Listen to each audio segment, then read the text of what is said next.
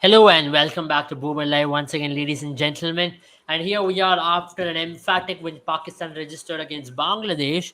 Pakistan are looking extremely comfortable and they are still in the hopes of qualifying for semi-finals. Yes, you heard it right. They still stay alive in the tournament after this win and they're very hopeful. Pakistan showed once again why they're the world number one team after an emphatic win today.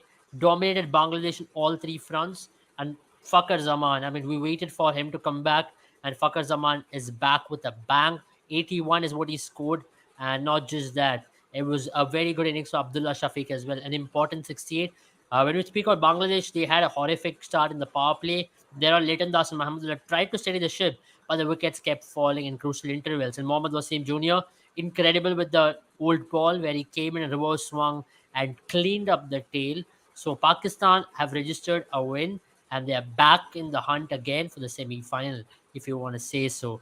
I have Sandipani with me. Sandipani, it's such a big game for Pakistan, isn't it?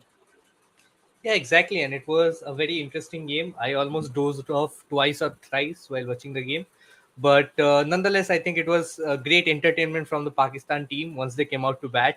It was a solid opening partnership for once they have gotten a century run stand in the World Cup. I think they got one against Australia.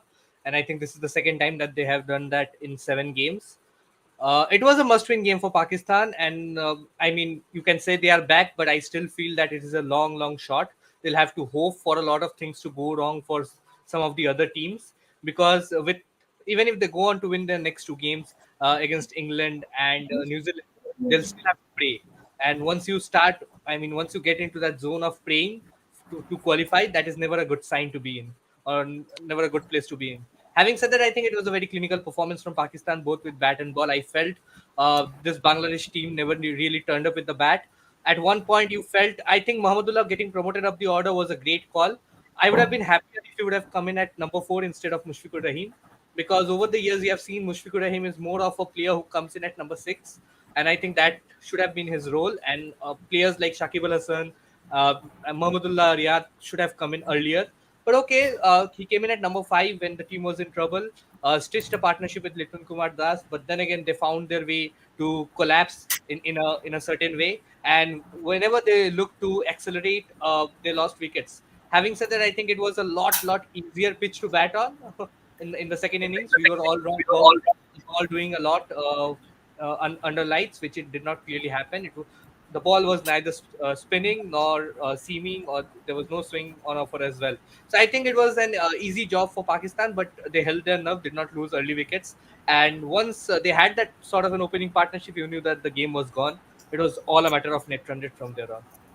Absolutely. Jen, now Pakistan, would they be thinking they were 6 games too late to play someone like a Fakar Zaman? Because you saw what he did today. He can come in and change games just like the way he did. And he is possibly their biggest match winner if you talk about top order. He's got the ability to play at a gear which most of the top order bats don't. So Pakistan would slightly be kicking themselves at this point, saying that are we a little too late, or is this the right moment for Pakistan to begin Fakar Zaman? Because if at all they qualify into semi-final, Pakistan will be quite unstoppable from here on. Yeah, I mean, Pakistan is the true, what do you say? I mean, Fakhar Zaman rather is a true player that represents what Pakistan cricket has been for a long time. He's truly mercurial. You know, you don't realize the kind of potential he has. Is he can win any match on his day. But at the same time, most matches, when you expect him to be performing, you see that, he does not end up performing. And today, though, was the day for him to prove himself. And I think he got the perfect situation. You'd have to say that when it came to the team that he had, I mean the pitch that was there, it was very difficult for Bangladeshi bowlers to get anything out of it. The dew was just incessant, and in no possible way would you have been able to extract anything out of the pitch really. And I think it was good to see for the Bangladesh that Mehdi Hasan Miraj got something done, but then aside from that, there was nothing really there for Bangladesh, and that's the reason why I thought, in that first 10 overs, Bangladesh not scoring runs is where I really knew that they'll end up at 200 as I had predicted. And that's exactly what happened, because in that first 10 overs, you had to score the most runs. You had the most best opportunity, because after that, things would get tougher. And that's exactly what happened. Absolutely, absolutely. Walid Bakar here says we are coming for you, India, and we are the world number one team. Yeah, absolutely. So let's talk about that, Sandeep. The world number one team has shown to the world why they are world number one. Defeated a very big Bangladesh team, possibly top ranked team of this tournament, in Eden Gardens against all odds in tougher conditions, chasing a very big score. Fakar Zaman scored a brilliant 81. I think we have to be appreciated the Pakistan team, and we are not giving it enough. Yeah, obviously, let's appreciate the effort that Fakar Zaman put in today, but you'll have to address the elephant in the room. Why was Fakar Zaman not playing? Because he was not playing the way he did today. He hit two sixes in the power play, seven sixes in total. And I mean, before he was dropped at the start of the World Cup, Pakistan did not hit a single six for at least 15 to 16 games by the time he was dropped. So clearly, he was not performing the way he did. Today, it came good for you. He came in with a different intent. And I think sometimes you need to be dropped to sort of Yeah. realize your mistakes and have that feeling or understanding that well, something is there that I'm not doing correctly. And he went to the basics, and probably he brought out that attacking Fakar Zaman that we all used to love back in 2017, 2018 when he came in. Because in at times it felt like he did not have anything going for him. The form wasn't there. He was middling shots to fielders' hands. I mean, he was going out for soft dismissals as well. I think today a lot of things played in his factor, and also I feel the game plan that Bangladesh employed against Fakar Zaman. I totally did not understand this. Well, it's a slow pitch in Eden Gardens. We had established this. None of the Bangladeshi pacers had the capability to bowl at greater than say 135, 140 kilometers per hour. You are continuously bowling short pitch deliveries outside of some to a Fakar Zaman who can probably use the pace on a slow pitch, can even smack you over covers as well. And that is what he was doing. They were bowling too short to Fakar Zaman. I think they mixed out their strategies between Fakar Zaman and Imamul Haq. They came in expecting a Imamul Haq, and they thought that they'll just ball short to him. It was just poor tactics from the pieces, you have to say, in the early on. I mean, they continued bowling short to him throughout the innings. Mustafizur Rahman really disappointed me because Shakib Al Hasan continuously persisted with him. Having said that, I understand that the pitch turned out to be really flat towards the second innings. But having said that, you have to give credit to them that Fakar Zaman really pressurized the Bangladeshi bowlers to bowl a certain way, and I feel that they did not have a plan B against Fakar Zaman. They were continuously bowling short pitch deliveries at 120, 125 kilometers per hour. Yeah, Even we can probably smack that for 4 or 6 in Eden Gardens. absolutely. Fakar Zaman will win us the World Cup, is what Waleed says. Still a lot of comments from Waleed. We'll take one by one. Fakar Zaman is better than your Motu Rohit Sharma any day. Interesting comment. We are Pakistan Lundians are scared that we are going to make it to semi-finals. You are Chokli report by Wasim Jr. Zero ICC trophies in 10 years. Remember, 152 for zero. Get ready for repeat in semi-final. Bro is spending facts. A lot of things. 152 for zero, we remember. I Zero mean, I think he has tuned into a different time zone altogether. I think he's talking I about the think 2020. Waleed's Yeah. performance in the comment section has been way better than Pakistan in this World Cup. Appreciating that, I mean, Walid, I Beautiful. think you haven't been updated for the past 2 years. I think you're still in some 2021 zone out there. No, I I mean, think the he's difference right. between us and Pakistan your should team have is won top the four T20 World teams. Cup as well. Like I as mean, Ravi they've been Shastri playing would better say, cricket. the only Yeah. difference is from the last 2 years. There's a gap of 4 teams between you and us. We are undefeated. You are struggling and praying to qualify into semifinals, hoping on magic and black magic and whatnot. Just like your whole illusion is as a country, just praying for a lot of stuff. So that's what it is. I Instead think of being a Pakistan Delulu, aren't that good enough in black magic as well, as good as a I Bangladesh. I think it's think if time black for magic worked, Waleed Bangladesh Bakar should have won. to wake up and smell the coffee. As simple as it. Wake up from 152 for no loss. We've had multiple wins. Do you remember? I don't want to pick it up. But yeah, what do you have to tell about that? Very good point by Waleed that Fakar Zaman will win them the World Cup. Yeah, I mean, if you were so confident about Fakar Zaman winning the World Cup, I think he should have been playing in the team for the last few matches. He was struggling, right? And he did come out and say today that, the break really helped him. And I think it does. I think Sandeep is on to something when he says, that sometimes you need to take a break away from the game, away from the, fact that you're under constant pressure to perform. And I think that really happened. That's what he said today. But on the other hand, you'd also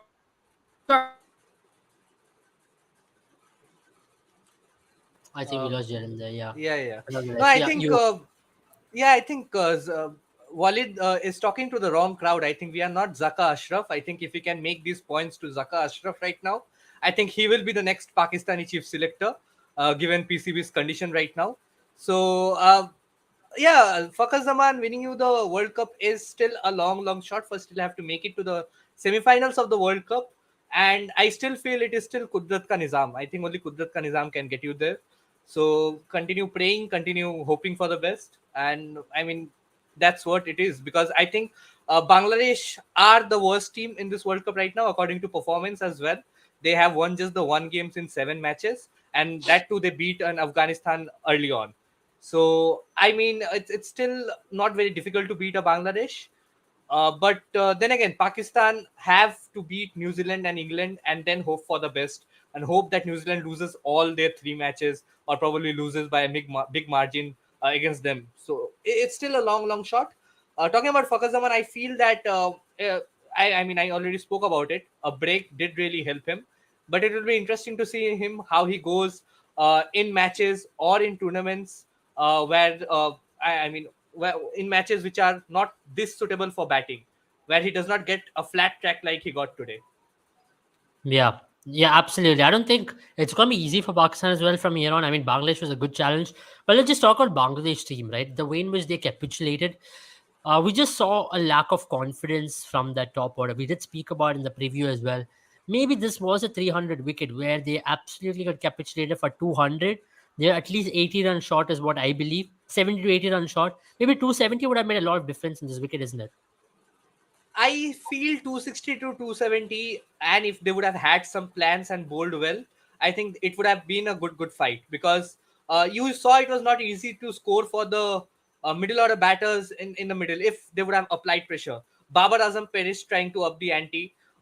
Then you had Abdullah Shafiq after getting set, missed a sweep shot. You saw Fakhar Zaman getting caught at the deep. There was one top edge that flew over wicketkeeper for Mohammad Rizwan as well.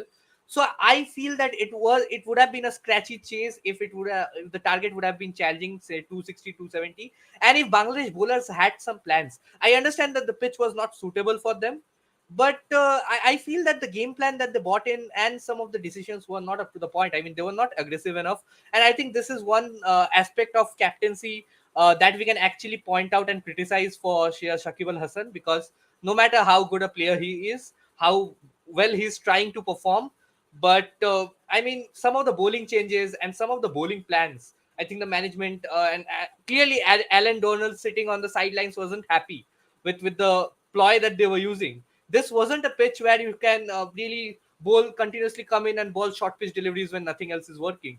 So I think they could have really used the off cutters, the slower deliveries. Probably Taskin Ahmed could have, in the first spell itself, used a couple of cutters. Mustafizur Rahman, who we thought would be really useful in this track, didn't really employ his best delivery or the off cutter, his standard off cutter till I mean 11th or 12th delivery. By the time both the openers had already got a hang of him, and also it was a flat track to bat on in the second innings.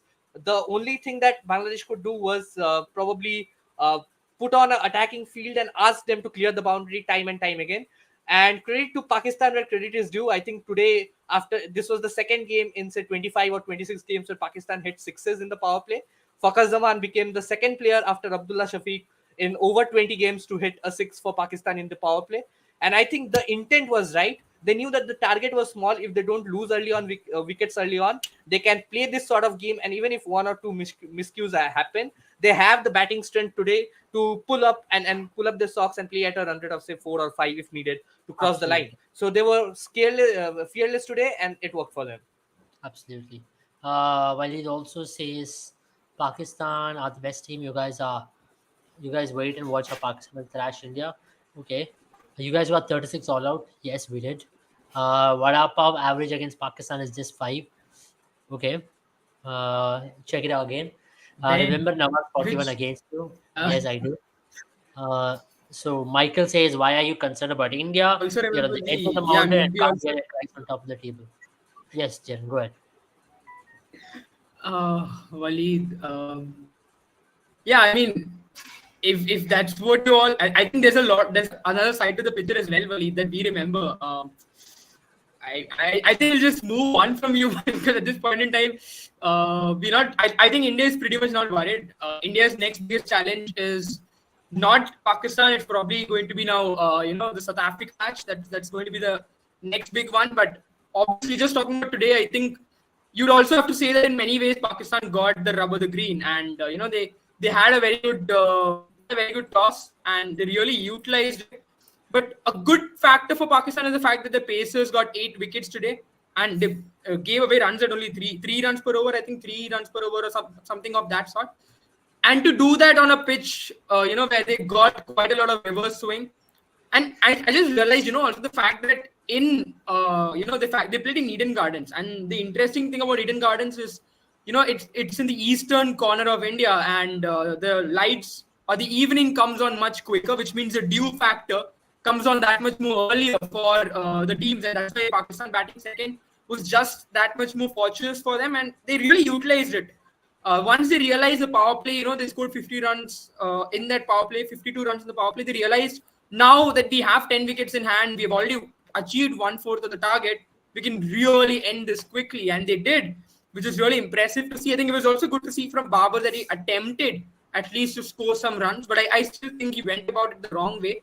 Could have still given the strike to Fakhar Zaman, who was looking too good, and that's all he had to do. But unfortunately, I understand. At least it's good to see intent from him. I still believe he's someone who can strike at 100 strike rate if he doesn't go about it in a rash way, but in a much more rational way. I think that will still take some time. But overall, I think Pakistan batting today came up with the intent that we've been missing from their team for a long time. Absolutely. I'm sorry, Jarin, but I'll disagree with you on the point that I don't think Babar Azam can go at a strike rate of 100, because we spoke about intent. I agree, Fakhar Zaman and Abdullah Shafiq had the right intent. They batted Afghanistan, Bangladesh right out of the game. The bowlers did the job for Pakistan, to be really honest.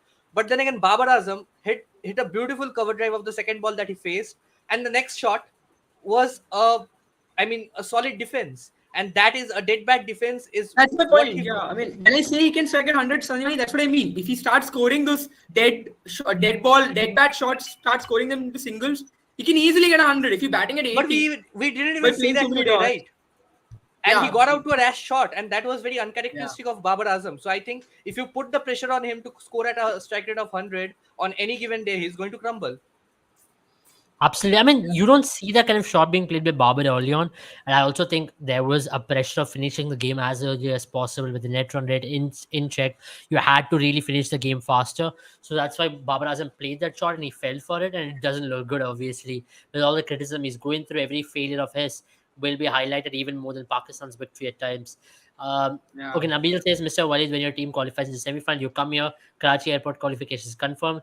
Cry there when you go to welcome your team with chappal necklace. Okay. With today's performance, also yesterday, Sri Lanka ban permit status should be taken away, can be given to Netherlands and Afghanistan. Interesting, because Bangladesh has been the disappointment of the tournament so far, and there is no denying to the fact that even with the ball, they've looked like extremely less penetratable. They don't look like they've got a bowler who's going to come and pick up wickets. Even their pacers have been extremely one-dimensional. There's no bowler who's getting a movement. The lines have been all across the place. The lengths have been, either too full or either too short, where you can pounce on them and hit them for like a boundary every now and then. Bangladesh has been one of the biggest disappointment of this tournament for sure now. Yeah, I think no concrete strategy. We spoke about it, that Bangladesh bowling needs to come up with a plan if you have to defend a score as low as 205. But honestly, with the performance that we saw, I don't think 260 or 270 would have been enough for them as well.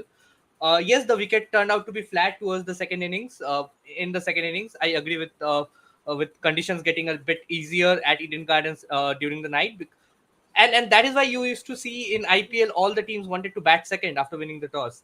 But having said that, I think the dew didn't really settle in. But I don't know. It didn't last that long for the dew to settle in today.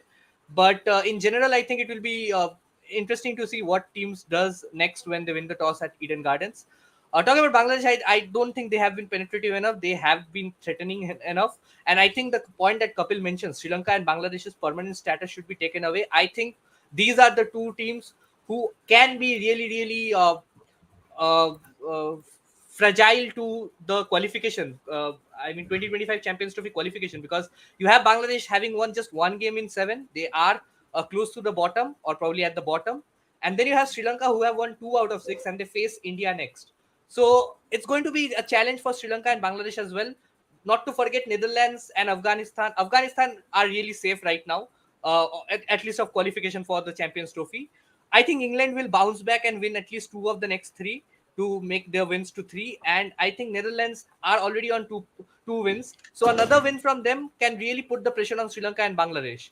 And I don't see them winning. And this has been the unfortunate bit, that both Sri Lanka and Bangladesh haven't looked like to be winning, going on to win any of the games.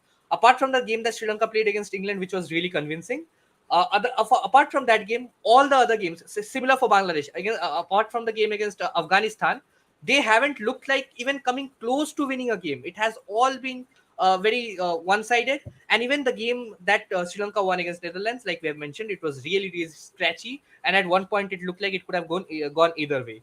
So they are not batting well. They are not bowling well. They are not assessing the conditions well, is what Yeah. the problem these two teams are facing. It's not with the management. It's not with anything else. I think it's with the players not being able to cope to the conditions, players not being able to, really perform when they need to perform. And for Sri Lanka, the injury concerns is a huge, huge factor as well. Yeah, absolutely. Nabil says, how delusional can a country be one win and they call themselves the best team? Zimbabwe should have been qualified instead of Bangladesh. I mean, Bangladesh were one of the top teams in that ODI Super League, so they found themselves Yeah. automatically in that qualification spot. And plus, they also played really good ODI cricket back in their home. This is a surprise for a lot of us, this World Cup performance. I think we should just take it away. Nabil Mohammed देश भक्ति करते हुए पाकिस्तान का बुरा बोल के I don't know about that. What a situation for Pakistan to reach semi-final. Yeah, let's talk about that, Jaren. Do you think Pakistan Yeah. needs to resolve well from here on? I think tomorrow is an important game. South Africa is the green of South Africa is what the whole of Pakistan will be supporting. If New Zealand win tomorrow, then they get real clear, right? And I think if tomorrow New Zealand lose now, what's going to happen is then the New Zealand Pakistan game becomes a quarterfinal of sorts, because then there will How be is a that possible? Because New Zealand game. again plays Sri Lanka. There's a lot of games Yeah, for so New Zealand. I think the idea is, I think if Pakistan have 2 more games, and if New Zealand lose tomorrow, then I think, and they lose against Pakistan, I think they'll end up at a very similar situation. If I'm not wrong, I think they'll end Yeah. up with 10 points, and I think 10 Pakistan points. will end up with 10 points as well if Pakistan win both their matches. So what will basically happen is New Zealand versus Pakistan. Pakistan will have to win with a very good net run rate. That's what it will come down to. But for that to even happen, New Zealand will have to lose. And if New Zealand don't lose tomorrow, then they'll require New Zealand to lose against Sri Lanka. And Sri Lanka is probably not in a situation where they'll be winning against New Zealand rather. So that means South Africa will definitely need to beat New Zealand. And I think if Sri Lanka wins against New Zealand, that'll be a bonus definitely, and it'll just make it easier for New Zealand. But those are the 2 matches. Australia, obviously, that Australia is not going to be losing for sure because of the kind of matches they have got. They've got the easier draw of Yeah. matches now. They've played almost all the tough matches. I think the next 2 matches they have, it's England, which doesn't really look like England's match again. But again, if England can beat Australia, Pakistan will be the happier side. But then And they've also, got I think the dark horse in this pool is Afghanistan. If Afghanistan can somehow pull a surprise against Australia, then I think all the teams will come under pressure. So Yeah, I think a lot depends on Afghanistan's performance in the World Cup as well. And also, I think Pakistan Afghanistan will is hope. again. Yeah, Afghanistan is again a tricky team for Pakistani fans, because now you can't Yeah. support them 100%. You need them to win the right amount of games. So that's where Because they're Afghanistan stuck. also has a game against Netherlands that they are more likely to win. Yeah. Absolutely. I mean, it's going to be very interesting last week of the tournament, you can say. If at all the result goes against New Zealand tomorrow, which is going to be a very close game. It's in Pune, and anything can happen in tomorrow's game. New Zealand, if you look at the last 2 games, they're very close in both of these games. I mean, you cannot say they are a team who will lose 3 on the trot and they will be out of this contention. They are still one of the strongest teams, and you expect them to come back harder. And Nabil says after Sri Lanka game, Pakistan dressing room will humiliate India at Narendra Modi Stadium and calling them the best team in tournament. Nobody but Pakistan calls themselves the best team in the world. Interesting comment. I mean, I don't mind them calling best team in the world because world knows who's the best, who isn't. I think the So table. I think at the end of the World Cup, the table, the way table is shaped, that's how the rankings will move on. If I'm not wrong, that's how it works when it comes to World Cups. yeah, I So agree. I agree. yeah, I mean, it doesn't look good. It doesn't look good for them at this point in time. They might, from world number one, they might end up at 6 or 5 or 4, Absolutely. depending on how things go. Absolutely. No, at least now for England as well, very important that they start winning games. Now they'll have that seriousness that Champions Trophy 25 is on the line, and they would Hmm. be possibly looking to upset a couple of teams, like Pakistan or Australia there, that they can come in hard towards the latter end, isn't it? Yeah, Yeah, I mean, exactly. And I think. Now go ahead, Sandhimani. I've been speaking for long. no, I think England winning against Pakistan or Australia wouldn't be called an upset, because right now it looks like a probable upset. But the team that England has, on any day they can really, really turn up and I mean cause havoc against the opposition, because I still feel that they have the batting on a flat track to post a total of well in excess of 400. And if they can do that, or even post somewhere in the high 350s, and with the bowling that they displayed against India, I think they can still go on and beat Australia or uh, I think they play South Africa as well. England versus South Africa is still left. No, no, So I it's think, Correct, Australia, correct, correct. Netherlands, and Pakistan. yeah, Australia, England. Netherlands. Yeah. So Pakistan and Australia are the two teams that England will be looking to target, because I mean those are the two teams that are probably fighting for that third and fourth spot. So if they Yeah. can somehow go on to beat the two teams or either of the two teams, it will Yeah. cause a huge havoc in that in the middle in the points table. And the game against Netherlands will be very, very critical for their chances. And I think that will be the last game that England plays, or probably the second last game that England plays against Netherlands. That is going to decide whether Netherlands can somehow jump ahead and then get to that top eight, finish in the top eight to qualify for the Champions Absolutely. Trophy 2023. Absolutely. For 25. Pakistan as well, they play the last game after New Zealand. So if at all it's a 10-point thing, they exactly know what to achieve in that game against England to qualify into the semi-final. So that's going to be very interesting from here on, because New Zealand and Sri Lanka play on the 9th of November, and then they have a day's break. Then on 10th is South Africa, Afghanistan. Then England versus Pakistan is on the tour in the 11th of November. So these 2 days, anything can happen. To be very fair, Pakistan would know ideally what is the targets they have to achieve, how many runs they should be defending England. Now we're talking about England as a pushover here, but they also can be with the pressure they are in. Pakistan would fancy their chances against England more than England against Pakistan at this point. So Pakistan would exactly know what's the run rate at which they will have to chase it down. And you never know. That could be an interesting finish for the World Cup from there. Yeah, I mean, I have to say one thing. Even though Pakistan has really done well when it comes to net run rate, now it's just a tad below zero at this point. I think it's 0.024 on the negative side. But their issue is the two teams they're competing against, right? It's New Zealand and Australia. They've both got net run rate close to one, and Australia is very close to one positive, that is, and New Zealand is 1.2. So they still have an uphill battle when it comes to net run rate, and that's where they will still hope that either one of these teams gets a really bad run of form for the next 3 matches, right? Because Pakistan has the potential now to reach 10 points with 2 matches remaining.